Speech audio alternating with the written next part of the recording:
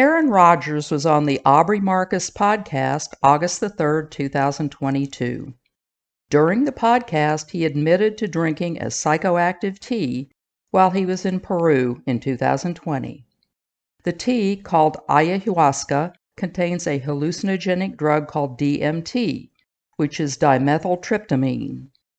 Rodgers claimed that the tea opened his mind and helped him to unconditionally love himself, and believes it enabled him to have better relationships with his teammates, thus leading to his back-to-back MVPs in 2021 and 2022. I don't know. Maybe the drug is designed to wear off once the Packers reach the playoffs. But this got me to wondering, what is ayahuasca? Is it safe or even legal in the U.S.? What is it used for? Since I grew up in the era of Timothy Leary and the tune in, turn on, and drop out era, I decided this was worth investigating, so that you don't have to. The United States classifies ayahuasca as a Schedule I drug.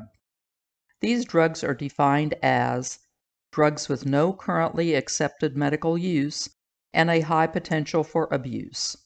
I didn't make this up. Don't shoot the messenger.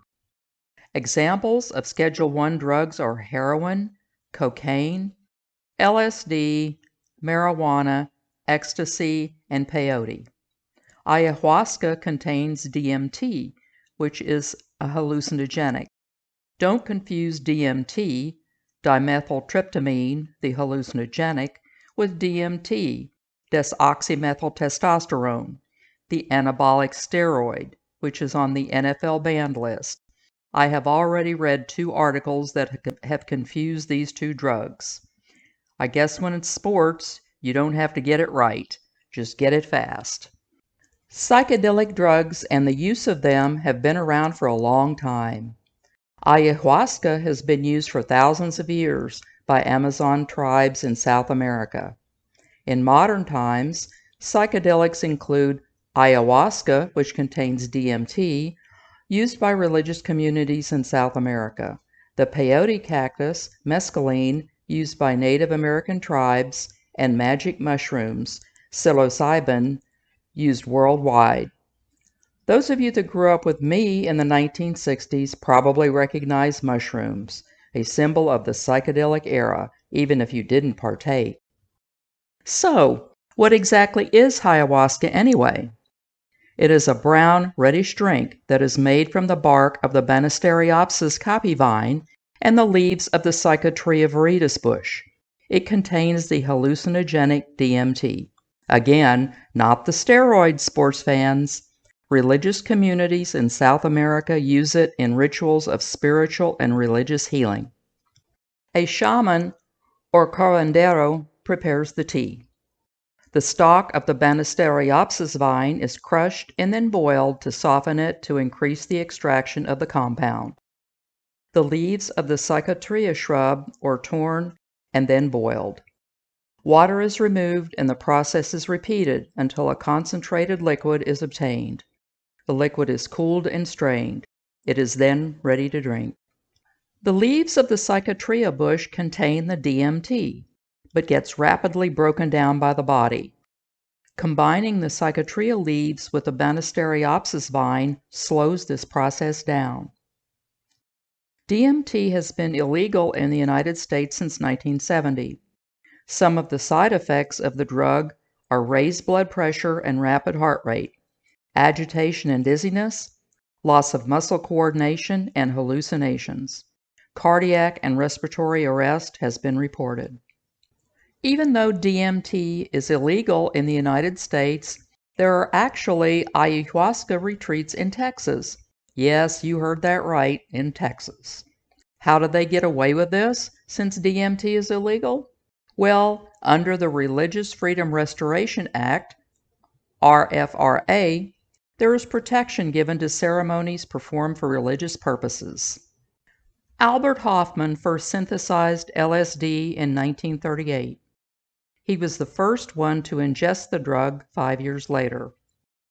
This led to a rise in scientific and cultural exploration in the 1950s and 1960s.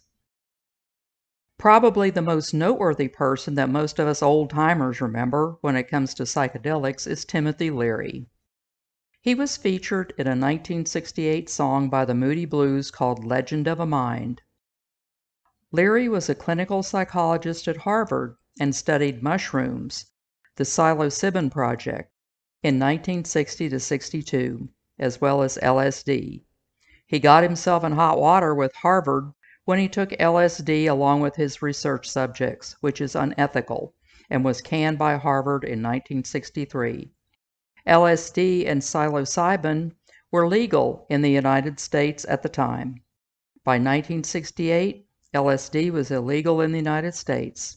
As a result, Leary was arrested multiple times. These days, LSD is probably most associated with the 1960s hippies, flower power, Jimi Hendrix, and the Grateful Dead. LSD is a member of a class of drugs called ergolines, which are used to treat conditions such as migraine headaches and Parkinson's disease. Because of this, researchers are trying to understand why it does what it does. The drug reacts with serotonin and dopamine receptors on the surface of the brain. Serotonin helps brain cells communicate. It's not known which of these receptors are responsible for LSD's effects. Part of the serotonin receptor acts as a lid, trapping the LSD molecule, which may explain the lengthy trips. Other studies have shown that LSD stays in the blood for a long time, which could also explain the long trips. LSD causes color and shape distortions, hallucinations, and alters one's perception of the environment, making reality less clear. It may amplify your mood, for better or for worse. The drug effects won't fade until the LSD molecules come loose from the serotonin receptor, which may be anywhere from 6 to 15 hours. LSD is obtained in capsules, sugar cubes, or on a colorful square called blotter paper. Peyote has been used by indigenous cultures for thousands of years for religious and healing purposes. It is a spineless cactus that grows in the southwestern United States and Mexico. Among Native Americans, it continues to be used in night-long prayer ceremonies. In 1967, peyote was made illegal by the U.S. government, and it is a Schedule I drug, although an exemption was granted to the Native American Church for ceremonial purposes. This comes under the American Indian Religious Freedom Act, AIRFA, of 1994. The part of the peyote cactus that is used is called the button, which is located on top of the plant. The button is then dried, then chewed, or it can be made into a tea. It can also be smoked with tobacco or cannabis. Peyote can cause nausea and vomiting, anxiety, euphoria, hallucinations, and altered perception of space and time. Magic mushrooms can be wild or cultivated. They are a fungus that contain psilocybin, a hallucinogenic compound. As with all hallucinogenics, it is classified as a Schedule I drug. Dr. Albert Hofmann first isolated psilocybin in 1958. It is believed to influence serotonin in the brain, leading to altered or unusual perceptions. Some side effects are nausea, hallucinations, paranoia, and psychosis. They can cause you to see, hear, and feel sensations that seem real but aren't. I have not been able to confirm deaths due to overdoses of psychedelics in my research. If you have any information, please comment below. Research on hallucinogenics has been fairly limited in the United States since the late 1960s and early 1970s. However, things seem to be changing on this front. In July of 2022, the U.S. House of Representatives approved some amendments expanding research into the potential benefits of psychedelic drugs. These amendments were sponsored by Representative Alexandra Ocasio-Cortez, Democrat of New York, and Representative Dan Crenshaw, Republican of Texas. An odd couple if there ever was one. AOC's proposal would allow researchers to study psilocybin as an alternative to opioids for treating pain. Representative Crenshaw's proposal authorizes study through the Pentagon for psychedelics to treat PTSD. Denver, Colorado, Oakland, and Santa Cruz, California, as well as Washington, D.C., decriminalized psilocybin in 2019. In 2020, Oregon legalized the drug. So ends the magical mystery tour through the hallucinogenics. I sure learned a lot doing this research, and I hope you got something out of this too. If you did, don't forget to press that like button, ring that bell, and subscribe to keep this old girl going. As for me, even though I grew up in the 60s, my drug of choice is coffee. Yes, I really am that boring.